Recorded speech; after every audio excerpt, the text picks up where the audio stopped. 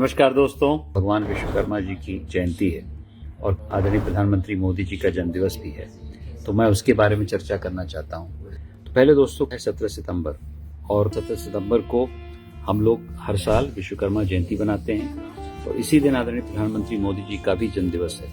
तो ये बहुत महत्वपूर्ण है कि हम लोग इस प्रकार से उनका जन्मदिन मनाएं, क्योंकि वह प्रेरणा के स्रोत हैं, वह निर्माण के स्रोत हैं। उन्होंने विकसित भारत की एक नींव रखी है और उन्हीं की प्रेरणा से मैंने भी विकसित देवरिया लोकसभा क्षेत्र की नींव रखी है। तो विश्वकर्मा भगवान का एक जन्मदिवस है और उनकी जो एक तरह से हम पूजा करते हैं कल, उससे हम कुछ हद तक विकसित भारत की पूजा कर रहे हैं, क्योंकि निर्माण की भावना से हम लोग अपने आप आगे ले जाना चाहते हैं। इसलिए दोस्तों बहुत महत्वपूर्ण है, क्योंकि एक तरफ हमारे प्रधानमंत्री जो देश को आगे ले जाने की कोशिश कर रहे हैं और मेरे हिसाब से वह अभियान बहुत अच्छी तरह चल रहा है, क्योंकि मेरे जैसे सांसद उनका अनुकरण करके अपने ही क्षेत्र में उसको आगे ले जाने की भी कोशिश कर रहे हैं, जिसमें अमृत प्रयास बहुत महत्वपूर्ण है।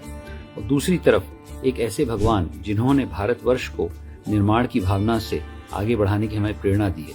तो निर्माण जहाँ होता है वहाँ विश्वकर्मा भगवान की आवश्यकता होती है और इसीलिए मैं इसको सिर्फ विश्वकर्मा भगवान स्कीम से नहीं बल्कि एक सोच से लगाना चाहता हूँ। और इसके तहत हम लोग परसों मतलब कि 17 तारीख को बड़ा प्रोग्राम भी कर रहे हैं। उस प्रोग्राम को हम लोग 1 बजे करेंगे, प्रिंस मैरिज हॉल, कोटवा मोड़, रामपुर कारखाना में करेंगे।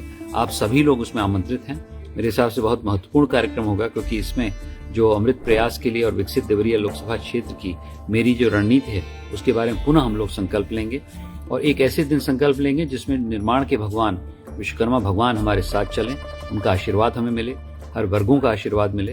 लेकिन 17 तारीख को 1 बजे आप लोग रामपुर कारखाना में इस मैरिज हॉल में अवश्य आइए। इसके लिए फेसबुक पे भी आवेदन आपको दिया जाएगा ताकि आप लोग इसमें काम करें। उसमें आप सभी लोग जोर शोर से प्रतिभागी बनिए।